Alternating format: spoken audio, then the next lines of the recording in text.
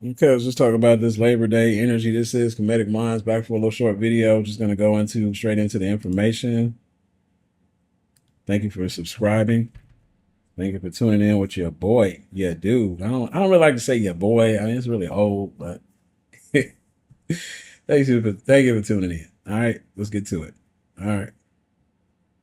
So waving goodbye to the fair labor laws. So the purpose of this post is to highlight something inside of Project 125 that I didn't think about at first, and now I realize the dangerous precedent that is potentially set moving forward into the third quarter of 2025 and Q4. I'm not really sure what or when it could happen, right? But we're already seeing the assault on unions. So you need to read an excerpt from the mandate from leadership, and it doesn't take too long to read. Again, passed legislation allowing waivers for states and local governments to encourage experimentation and reform efforts at the state and local levels. Congress should pass legislation allowing waivers from federal labor laws like the NLRA and FLSA under certain conditions. State and local governments seeking waivers should be required to demonstrate that their reforms would accomplish the purpose of underlying law and not take away any current rights held by workers or employers.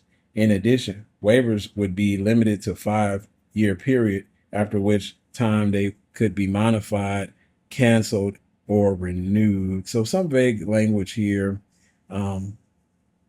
National Labor Relations Act could affect workers' rights to form unions, collective bargaining protections, rules about employer interference in organizing, unfair labor practices protections. FLSA, Fair Labor Standards Act waivers could affect minimum wage requirements, overtime pay rules, child labor protections, record keeping requirements. Okay, so the critical question is what certain conditions mean. So the proposal's impact entirely depends on what Congress would define as acceptable under certain conditions.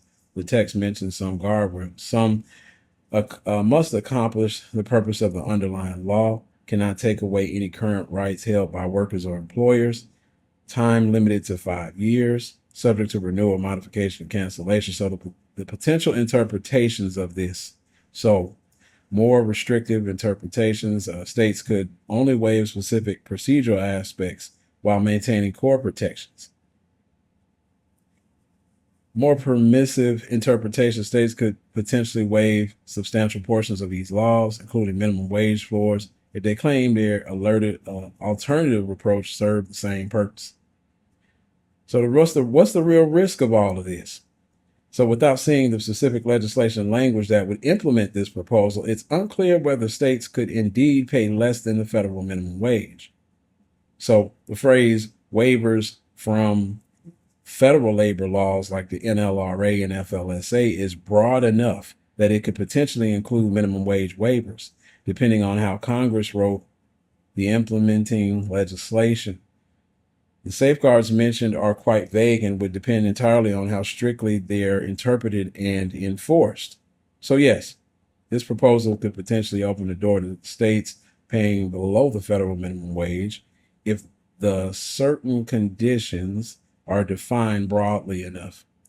So the great remigration. So this is the new great remigration back to the southern states that is taking place right now, which is happening. The remigration consists of states that have no minimum wage state law on the books. A lot of these states that people are migrating to: Alabama, Louisiana, Mississippi, South Carolina, and Tennessee. 3 states, Georgia, Oklahoma, and Wyoming, have a minimum wage below $7.25 an hour. In all 8 of the states, the federal minimum wage of $7.25 an hour generally applies. That's from the Congressional Black Caucus. So basically, I know that in 2009, I don't think the minimum wage has changed since 2009. So yeah, again, when we talk about reparations, we're dealing with an issue in which, I mean, they haven't paid it out yet, and they haven't changed the minimum wage. So again, people are already. We know, if you do research, Americans are already working harder than they ever did. Check out my latest X space. Americans working harder than they ever did. So, what's the end game, right? There's no effort being put in to make things better for the American people in general. Definitely not freedmen, Black Americans. So now, of course, some of these states are former slave states. And as I mentioned on Twitter, we are at a wild card moment in American history as a dangerous precedent is being set. Laws are being broken at this time without due process. Additionally, with the removal of diversity, equity, inclusion programs and access, who is to say if Black people will be hired for jobs that will help them move up in income, right? So the tax breaks, big beautiful bill, are for those at the top tier wealth level. You can view the infographic here. And some people may say, well, just become wealthy business owner. However, not everyone will make it at that tax bracket all the time. So the solution is to, take a fight or flight response to this madness and formulate a plan that works for you. Find your strengths and work with them, right? And I made an infographic on the Kemetic Mind website. Check it out. It's gonna go over the wealth pyramid. You're looking at the top 1% getting $200,000 worth of savings. The ultra wealthy 0.1%, 808,000 savings. Upper middle class around 50,000 in savings, tax breaks. The working class minimal benefit, right? Working families. So yeah, this is what we're dealing with.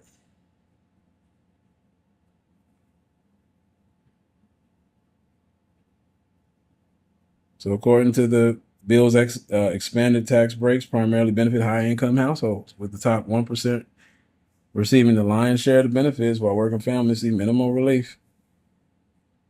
Right.